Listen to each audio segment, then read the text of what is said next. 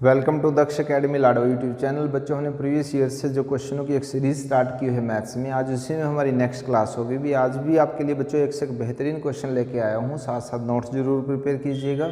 ये क्वेश्चन आपके हर एग्जाम में आपको बड़ी हेल्प करेंगे। चलिए स्टार्ट करते हैं। देखिए बच्चों, फर्स्ट क्वेश्चन 9, 10, 11 से लेकर 40, 41 का औसत ज्ञात कीजिए। यानी कि आपको क्या दिया गया बच्चों, संख्याएँ दे रखी हैं इस प्रकार से 9, 10, 11 और यहाँ 40 से लेकर 41 तक। ठीक है, आपको इनका क्या निकालना बच्चों, औसत निकालना है, यानी कि इनकी एवरेज फाइंड आउट करनी है। ठीक है, और हमारे पास जो बेसिक फॉर्मूला बच्चों औसत को, वो क्या होता है, औसत किसके बराबर होती है, योग बटे में संख्या। अगर हम इस फॉर्मूले से बच्चे जाते हैं तो बहुत लेंथी हो जाएगा और बहुत टाइम कंज्यूमिंग होगा। आपको क्या करना है, देखिएगा, ये जनरल फार्मूला है, हम ऐसे क्वेश्चनों में एक अलग टाइप भी यूज कर लेते हैं। और वो क्या होगी, आपको सिर्फ इतना चेक करना है भी इनके बीच में क्या गैप सेम है। ये ध्यान से देख लें जरा, 9, 10, 11, 40, 41 तक का आप देखेंगे तो ये सारी की सारी एक सीरीज में है, यानी कि इनके सभी के बीच में गैप जो है वो सेम है। ये डेट क्लियर समझ में आ रहा है कि नहीं। इतना अगर गैप सेम होगा तो आपने औसत निकालने के लिए क्या करना पड़ेगा बच्चों, ध्यान से देख लें, फर्स्ट और लास्ट को आप प्लस कर दें और 2 से कर दें उसको डिवाइड, तो आपका आंसर आ जाएगा। कितना ईजी है देखिएगा, समझ पा रहे हैं उस बात को। जब गैप सेम हो तो फर्स्ट और लास्ट को प्लस कीजिएगा और 2 से डिवाइड कर दीजिएगा, तो जो आंसर आएगा वो आपका होगा औसत, यानी कि एवरेज होगी। सिर्फ एक चीज़ के गैप सेम होना ज़रूरी है। नेक्स्ट क्वेश्चन और देखते हैं बच्चों, इसमें क्या दिया गया है। 6 के प्रथम 11 गुणजों का औसत। गुणज का मतलब क्या होता है, मल्टीपल्स का। अब देखिएगा, अगर हम बात करें, यानी कि आपको बोला गया है कि जो 6 का टेबल है वो आपने 11 तक, 11 का मतलब क्या होता है, अगर आप 11 को 6 से मल्टीप्लाई करेंगे तो 66, यानी कि जो लास्ट टर्म है बच्चों वो कितनी आ गई हमारी 66, और ये कितनी है हमारे पास 6। तो आप देख रहे होंगे गैप सभी का सेम है 6, 6 का। तो जो इसका औसत होगा, जो इसके एवरेज होगी, वो क्या होगी बच्चों, वही फॉर्मूला, फर्स्ट प्लस में लास्ट डिवाइडेड बाई 2। तो ये कितना होगा 72। कितना बना बच्चों 36। कितना ईजी हो जाता है बच्चों इस फॉर्मूले से, देखिएगा। समझ पा रहे हो। इस तरह के क्वेश्चनों की और प्रैक्टिस करना चाहते हैं बच्चों, एक क्लास हमारी और है जैसे आप देख रहे होंगे, तो आप वहाँ से जाके इस तरह के और क्वेश्चंस की प्रैक्टिस भी कर सकते हैं।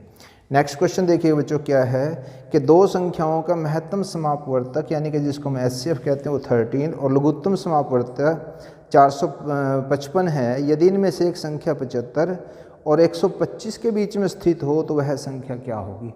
देखिए, क्वेश्चन को थोड़ा सा घुमाने की कोशिश की गई है, ध्यान से समझिएगा। आपको दे रखा है बच्चों, यहाँ पे देखिएगा, जो HCF है वो दिया गया है 13 और जो LCM है वो दिया गया है 455। अब जैसे आपको पता है कि अगर हमारे पास HCF होगा तो हम फर्स्ट संख्या को इस तरह से लिख सकते हैं, सेकंड संख्या को हम इस तरह से लिख सकते हैं। समझ में आए थे ना। और ये क्या है बच्चों, देखिएगा, दोनों संख्याओं का गुणनफल और दोनों HCF और LCF जो होते हैं उनका गुणनफल बराबर होता है। यानी कि एक फॉर्मूला बच्चों ये कि अगर दो संख्याओं का गुणनफल लें और HCF और LCM का गुणनफल लें तो वो इक्वल होते हैं बच्चों, प्रोडक्ट इनके। ठीक है, अब यहाँ से इसका मतलब क्या है कि 13x इंटू में 13y किसके इक्वल होगा, 13 इंटू में 455। अब यहाँ से हम कैंसिल कर देते हैं बच्चों, जितना भी कैंसिल होता है। ठीक है, तो यहाँ से XY की वैल्यू जो आई बच्चों वो 35 वैल्यू आई। इसका मतलब क्या है, ऐसी दो संख्याएं ढूंढिएगा जिनको मल्टीप्लाई करके हमारे पास 35 आता है। तो अगर हम इसमें बात करें तो 1 इंटू में 35 भी हमारे पास 35 होता है और 5 इंटू में 7 भी हमारे पास 35 होता है। Is that clear. लेकिन यहाँ पे देखिएगा क्या शर्त दे रखी है कि जो संख्या है बच्चों वो 75 और 125 के बीच में होनी चाहिए। जो भी संख्या है 75 से बड़ी हो और 125 से हो छोटी हो। तो हमारे पास देखिए ये x की वैल्यू है और ये y की वैल्यू है, और जो HCF है वो 13 है। अगर हम x से मल्टीप्लाई करें इसको तो ये 65 आता है, और इसी तरह से अगर हम इसको 7 से मल्टीप्लाई करें तो 91 आता है। जो कंडीशन है बच्चों हमारी वो क्या है, 75 और 125 के बीच में होनी चाहिए संख्या। तो इसका मतलब जो 91 है that will be your answer. बहुत इजी है बच्चों, सिर्फ आपने क्या करना, थोड़ी प्रैक्टिस करते रहें, साथ साथ नोट्स प्रिपेयर करें, कोई भी क्वेश्चन आपके एग्जाम में नहीं छूटेगा। नेक्स्ट क्वेश्चन देखते हैं बच्चों, देखिएगा 5900 रुपये को A, B, C में इस प्रकार बांटा गया है कि A तथा B के भागों का अनुपात 3:4 और B और C के भागों का अनुपात 5:6 है। तो B का भाग ज्ञात करना है। क्वेश्चन को बच्चों जरा ध्यान से देखिएगा। जो a/b है वो तो दिया गया बच्चों हमारे पास 3/4 और जो b/c है वो दिया गया बच्चों हमारे पास यहाँ पे 5/6। जब कभी कोई भी क्वेश्चन आए तो सबसे पहले ये देखिएगा क्या ये इस तरह से हो रहा है कि a b b c, ये कॉन्टिन्यूटी में होने बहुत ज़रूरी है बच्चों। उसके बाद क्या करना आपने, इस तरह से आप इनको मल्टीप्लाई करेंगे, ऐसे ध्यान से देख लो जरा। तो ये जो वैल्यू आएगी बच्चों वो आएगी आपके पास a/b/c की वैल्यू आएगी। और वो क्या क्या आएगी, यहाँ से देखिए दोनों को मल्टीप्लाई किया तो 15, यहाँ से कितना है बच्चों 20 और यहाँ से कितना है बच्चों 24। ठीक है, जो 15 है वो a को रिप्रेजेंट कर रहा है, 20 b को, और c का जो है वो 24 को। अब आपने क्या ध्यान रखना है, इसमें पूछा ये गया है कि b के हिस्से में क्या आएगा। तो इसके लिए फॉर्मूला क्या होता है बच्चों, जो कुल है वो लिखेंगे हम। यहाँ पे देखिएगा कुल कितना दिया गया 5900, और इनटू में जो b का पार्ट है वो कितना बच्चों वो लिख देंगे, और नीचे इनका योग लिखेंगे। इनका योग कितना बनता है बच्चों, देखिएगा 59 सारों को जोड़ के। तो कुल गुणा अनुपात में इससे और बटे में अनुपाती योग, जब हम इसको कैंसिल करते हैं तो कितना आएगा बच्चों, यहाँ से 2000 रुपीज़ आ जाएगा। ठीक है, लेकिन अगर आपको a का निकालना है और c का निकालना है फिर सारा साल लिखने की ज़रूरत नहीं है, इससे कैंसिल होकर पूरा कितना आ रहा है बच्चों 100। तो आप क्या करेंगे, जो जो पार्ट इनके हैं सिर्फ उसको आप 100 से मल्टीप्लाई करते चले जाएंगे, 1500। इसी तरह से c की बात अगर हम करें तो 24 इंटू में 100 यानी कि 2400। और चेक करने के लिए क्या कर सकते हैं, आप इन तीनों को प्लस कीजिए तो आपके पास टोटल आना ज़रूरी है। आई होप समझ में आ रहा होगा बच्चों। हर क्वेश्चन के ऊपर हमारे पास अलग अलग क्लासेस बनाई हुई, हमने चैनल की प्लेलिस्ट में जाकर वहाँ से आप देख सकते हैं। ये क्वेश्चन हम बच्चों आपको एग्ज़ाम के पॉइंट ऑफ व्यू से करा रहे हैं। तो जैसे ही क्लास आपको पसंद है तो लाइक शेयर कमेंट करना मत भूलिएगा। नेक्स्ट क्वेश्चन देखिएगा बच्चों क्या दे रखा है। एक दुकानदार रेडियो के अंकित मूल्य पर 20% और 12% दो क्रमिक बट्टे यानी कि डिस्काउंट देता है। यदि इस वीडियो का विक्रय मूल्य जो है वो 704 रुपये हो तो इसकी सूची मूल्य यानी कि अंकित मूल्य क्या होगा।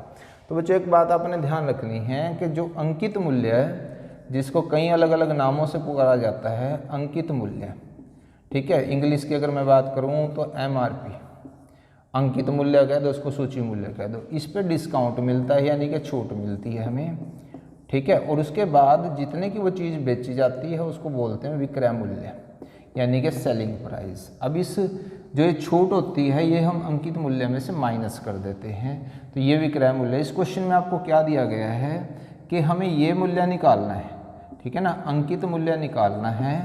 तो ये निकालेंगे हम इस तरह से। लेकिन हुआ क्या इसमें बच्चों, दो छूट दे दी हमें। एक तो पहली दे रखी है 20% की और दूसरी क्रमिक छूट दे रखी है 12% की। बाय में 100 ये फॉर्मूला अपने नोट कर लेना है। और ये किसके इक्वल आएगा बच्चों, विक्रय मूल्य के बराबर आएगा, ठीक है। जैसे आपको समझ में आ जाए तो आप इस स्टेप को बीच में से स्किप कर सकते हैं। तो डायरेक्ट क्या आएगा बच्चों, देखिएगा यहाँ से अंकित मूल्य हो कितना निकालेंगे हम, यहाँ से देखिए 80 आएगा और यहाँ पे कितना आ जाएगा बच्चों 88 हो जाएगा, बटे में 100 और 100 किसके इक्वल बच्चों 704 के इक्वल होगा। यहाँ से हम इसको कैंसिल आउट करना शुरू कर देते हैं। 11 से कैंसिल करते हो बच्चों, यहाँ से देखिएगा तो ये कितना आता है 64। 8 से और कैंसिल हो जाएगा बच्चों, ये 4 से और कैंसिल हो गया यहाँ पे। तो जो अंकित मूल्य आया, जो MRP आया बच्चों आपको, वो देखिएगा क्या है, ये कितना है 500। इससे मल्टीप्लाई कर दो तो ये आ गया आपका 1000 रुपीज़, ठीक है। बहुत ईजी है, समझते चलें। नेक्स्ट क्वेश्चन देखते हैं बच्चों। एक धनराशि चक्रवृद्धि ब्याज की दर से 6 वर्ष में अपने से दोगुनी हो जाती है, तब उसी ब्याज की दर से वह धनराशि कितने समय में 8 गुनी हो जाएगी। इसका मतलब क्या है बच्चों, देखिएगा ये एक बात ध्यान रखना, ये चक्रवृद्धि ब्याज से दे रखा है यानी कि कंपाउंड इंटरेस्ट से दिया गया आपको, ठीक है। आपने क्या ध्यान रखना है इसके अंदर, जब कभी चक्रवृद्धि ब्याज से कोई राशि दुगनी तिगनी कुछ हो रही है तो आप उसको सिर्फ इस तरीके से लिखें। यहाँ पे देखिएगा दुगनी हो रही है, ये वाला पोर्शन है ये प्लस करते चले जाएं और इस पोर्शन को आप मल्टीप्लाई करते चले जाएं। देखिएगा क्या समझाना चाह रहा हूँ मैं आपको, समझिएगा। 6 में 6 जोड़ेंगे तो कितना आएगा बच्चों, देखिएगा 12 आ जाएगा। 12 वर्ष में ये राशि कितनी हो जाएगी, इसको मल्टीप्लाई कर दीजिएगा, इसी से 4 गुनी हो जाएगी। लेकिन आपसे पूछा है कि 8 गुनी कितने में होगी। इसका मतलब क्या बच्चों, अभी हमें और आगे जाना पड़ेगा। अब इसमें और 6 प्लस करेंगे तो कितना बनेगा, 18 बन जाएगा। और यहाँ पे भी हम क्या करेंगे 2 इंटू 2 इंटू 2, तो यहाँ देखिएगा 8 गुनी आ जाएगी। कितना इजी है, बस ये ध्यान रखना, जब चक्रवृद्धि ब्याज से कोई राशि दुगनी तिगनी हो रही है तो जो वर्ड्स हैं उनको तो प्लस करते चले जाएं और इधर वाले पोर्शन को मल्टीप्लाई करते चले जाएं, बहुत ईजी आपके लिए होता चला जाएगा। नेक्स्ट क्वेश्चन देखिएगा बच्चों क्या है। एक नाव स्थिर जल में 13 किलोमीटर प्रति घंटे की चाल से जाती है। यदि धारा की चाल 4 किलोमीटर प्रति घंटा हो तो नाव द्वारा धारा की दिशा में 68 किलोमीटर जाने में कितना समय लिया जाएगा। ये क्वेश्चन भी बच्चों बहुत इंपॉर्टेंट है, लगभग हर एग्जाम में धारा वाले क्वेश्चन जरूर आते हैं। अब यहाँ पे आपने एक बात का ध्यान रखना है कि जो शांत जल में नाव की चाल है वो क्या दे रखी है हमें, इसको हम एक्स से डिनोट कर लेते हैं, ये 13 किलोमीटर पर हार है, ठीक है। और जो धारा की चाल है बच्चों वो क्या दे रखी है हमें, इसको हम वाई से डिनोट कर लेते हैं, ये है 4 किलोमीटर पर हार। समझ रहे हैं। अब ये धारा की दिशा में बोला गया बच्चों, आपको क्या बोला गया है, धारा की दिशा में। इसका मतलब क्या है, ध्यान से समझो जरा इसको, कि जैसे ये नदी बह रही है, अगर हमारी नाव धारा की दिशा में जा रही है तो इसका मतलब जो नाव की चाल है और जो धारा की चाल है वो एक दूसरे को हेल्प करेंगे आगे बढ़ने में, यानी कि हम इसको प्लस करेंगे 17 किलोमीटर पर हार, ठीक है। ये जो आया बच्चों हमारे पास, ये आया क्या है, स्पीड है। अब जो डिस्टेंस है बच्चों वो कितनी है, 68 किलोमीटर, यानी कि 68 किलोमीटर को हमें इस चाल से तय करना है। इसका मतलब क्या है, जो हमारे पास टाइम है वो क्या होता है बच्चों, डिस्टेंस बाय में स्पीड। तो 68 को आप किससे भाग करोगे, 17 से, 17 चौके 68, यानी कि 4 घंटे जो है वो उसको लगेंगे। ध्यान से समझें जरा। हर वीडियो आपको मिलेगी चैनल की प्लेलिस्ट में, आप देखते चलें जाए, आई बटन में भी आप क्लिक करके देख सकते हैं। और जैसे ही आपको क्लास पसंद आए तो लाइक शेयर जरूर कीजिएगा। नेक्स्ट क्वेश्चन देखिएगा बच्चों क्या है। 90 किलोमीटर प्रति घंटे की चाल से चल रही एक रेलगाड़ी एक स्टेशन से मालगाड़ी जाने के 6 घंटे बाद चलती है और 4 घंटे में उसे पकड़ लेती है, तो मालगाड़ी की चाल ज्ञात करनी है। अब ये देखिए बच्चों क्वेश्चन थोड़ा सा ये डिफरेंट टाइप का क्वेश्चन, ध्यान से समझो जरा। यहाँ पे क्या दिया गया है कि मान के चलो यहाँ पे स्टेशन ए है, ये यहाँ से मालगाड़ी चली है और वो यहाँ तक 6 घंटे में पहुँची है, ठीक है, इतनी बात। अब 6 घंटे के बाद एक दूसरी गाड़ी जिसकी स्पीड 90 किलोमीटर प्रति घंटा है वो चलती है और इस गाड़ी को 4 घंटे में वो पकड़ लेती है। इसका मतलब क्या है, 6 घंटे में अगर वो मालगाड़ी यहाँ तक पहुँची थी तो 4 घंटे में वो यहाँ तक पहुँचेगी, सी पॉइंट तक। समझ पा रहे हो इस बात को, बहुत इंपॉर्टेंट पॉइंट है। अब देखिएगा इस गाड़ी ने सिर्फ कितने हार्स चली है, सिर्फ 4 घंटे चली है, तो इसका मतलब जो इसने डिस्टेंस ट्रेवल करी है, डिस्टेंस क्या होता है बच्चों, स्पीड इनटू में टाइम, यानी कि 90 को आपने 4 से गुणा किया तो इसका मतलब 360 किलोमीटर की जो दूरी है वो जो ये गाड़ी है हमारे पास यात्री गाड़ी है, इसने मालगाड़ी को पकड़ा है। यानी कि इसका मतलब क्या है, ये 360 किलोमीटर चली है यात्री गाड़ी, तो मालगाड़ी भी तो बच्चों 360 किलोमीटर चली होगी, यानी कि जो इसमें डिस्टेंस है वो 360 किलोमीटर जो उसके द्वारा आई है। अब उसने टाइम कितना लिया, यहाँ ये पॉइंट समझने का है। 6 घंटे तो वो पहले चल चुकी थी, 4 घंटे ये हो गए, तो इसका मतलब जो टोटल टाइम है उसका वो 10 घंटे हो गए, याद रख लीजिएगा। अब हमें ये निकालनी है कि जो मालगाड़ी है उसकी स्पीड कितनी होगी, मालगाड़ी की स्पीड, ओके। और स्पीड क्या होता है बच्चों, डिस्टेंस बाय में टाइम। इसका मतलब 360 बाय में 10 किसके इक्वल आ जाएगा, किलोमीटर पर हार, ठीक है, ये स्पीड आ जाएगी। थोड़ा समझाने के लिए क्वेश्चन होता है, उसके बाद आप इसको शॉर्ट में करते चले जाते हैं। यानी कि पहले हमने डिस्टेंस निकाला, फिर हमने टाइम से डिवाइड कर दी तो हमारे पास स्पीड आ जाती है। थोड़ा सा अलग क्वेश्चन है। नेक्स्ट क्वेश्चन देखिएगा बच्चों। 20 मीटर और 14 मीटर ऊंचे 2 खंभों के ऊपरी सिरों को एक तार द्वारा जोड़ा गया है। यदि तार की क्षितिज से 30 डिग्री का कोण बनाती है तो तार की लंबाई क्या होगी। ये बच्चों हाइट एंड डिस्टेंस का क्वेश्चन है, ध्यान से समझें ज़रा इसको आप। यहाँ पे आपको क्या दिया गया है, 2 खंभे बच्चों इस तरह से दे रखे हैं, क्लियर है। ऐसे एक की जो हाइट है वो 14 मीटर है और दूसरे की हाइट जो है वो 20 मीटर है, ठीक। अब क्या हुआ कि जो इनके ऊपरी सिरे हैं उनको इस तरह से एक तार से जोड़ दिया गया है। तो बच्चों हम इसका डायग्राम अच्छे से समझ लेते हैं तो इजी हो जाएगा हमारे लिए समझना क्वेश्चन को। तो यहाँ से देखिएगा इस तरह से एक फिगर तैयार होती है। अब जो ये तार है ये क्षैतिज, यानी कि जैसे ये वाली क्षैतिज है इसी तरह से यहाँ पे होगी। क्षैतिज का मतलब हॉरिजॉन्टल लाइन के साथ कितने डिग्री का एंगल बना रही है बच्चों, ये 30 का। जब कभी हाइट एंड डिस्टेंस से ट्रिग्नोमेट्री के करें तो बच्चों क्वेश्चन तो डायग्राम आप अच्छे से समझने की कोशिश करें। अब यहाँ देखिएगा बच्चों ये टोटल हाइट कितनी थी, 20 मीटर थी। इसमें से अगर हम पोर्शन की बात करें तो 14 मीटर तो इसी के इक्वल हो गया ये। तो ये वाला पोर्शन कितना बचा बच्चों, 6 मीटर। तो यहाँ से हमें इस ट्रायंगल को लेना है और निकालना क्या है, ये है। अगर बच्चों आप बात करें तो ये तो आधार हो गया, बेस हो गया हमारा, ये परपेंडिकुलर यानी कि लंब है, और ये हाइपोटेन्यूज यानी कि कर्ण है हमारा। तो हम इनकी रिलेशन देखेंगे क्या होती है। और जो डी ई है, अगर मैं बात करूँ इसमें लंब, और जो ए ई है इसकी हम बात करें तो ये है बच्चों आपका कर्ण। तो जो लंब बटे में कर्ण होता है यानी कि परपेंडिकुलर बाय में हाइपोटेन्यूज होता है, वो होता है बच्चों साइन थीटा के इक्वल।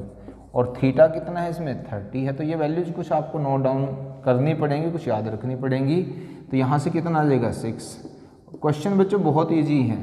और यहाँ पे इसकी वैल्यू कितनी होती है, 1/2। तो यहाँ से क्रॉस मल्टीप्लाई कर देते हैं तो ए की वैल्यू कितनी आ जाएगी बच्चों, 12 मीटर। यानी कि जो तार है ये 12 मीटर की है हमारे पास। Is that clear? बहुत इजी है। नेक्स्ट क्वेश्चन देखते हैं बच्चों। 9 मीटर ऊंचे खंभे की छाया की लंबाई कितनी होगी यदि उस समय सूर्य का जो उन्नयन कोण है वो 30 डिग्री हो। अब देखिएगा इसका भी बच्चों हम डायग्राम ड्रॉ करते हैं। यहाँ पे आपको ये कहा गया है कि एक 9 मीटर ऊंचा खंभा है। सपोज कीजिए जो सूर्य है वो यहाँ पे है, क्लियर है। अब क्या हुआ, इसकी जो छाया है वो ये बनेगी और ये यहाँ पे 30 डिग्री का कोण बनता है हमारे पास।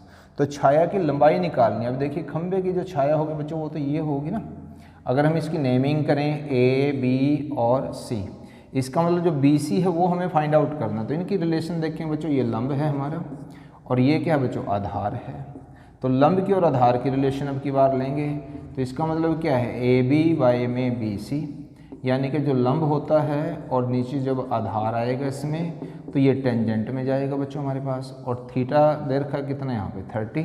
तो ए बी की वैल्यू कितनी है 9 और बी सी हमें फाइंड आउट करना है। टेंजेंट थीटा की वैल्यू कितनी होती है बच्चों, 1/√3। इसको मल्टीप्लाई करेंगे तो बी सी की वैल्यू कितनी आ जाएगी, 9 × √3 मीटर। बहुत ईजी क्वेश्चन है। सिर्फ आपको ये ट्रिग्नोमेट्रिक वैल्यूज पता होने चाहिए और एक ये रिलेशन का पता होना चाहिए। आई होप बच्चों आज की क्लास आपको बहुत अच्छी लगी होगी। इस वीडियो को लाइक शेयर कमेंट करना मत भूलिएगा। चैनल पर नए हैं तो सब्सक्राइब जरूर कीजिएगा, नोटिफिकेशन बेल को जरूर प्रेस कीजिएगा ताकि हर वीडियो की नोटिफिकेशन आप तक पहुंचती रहे। Thanks for watching.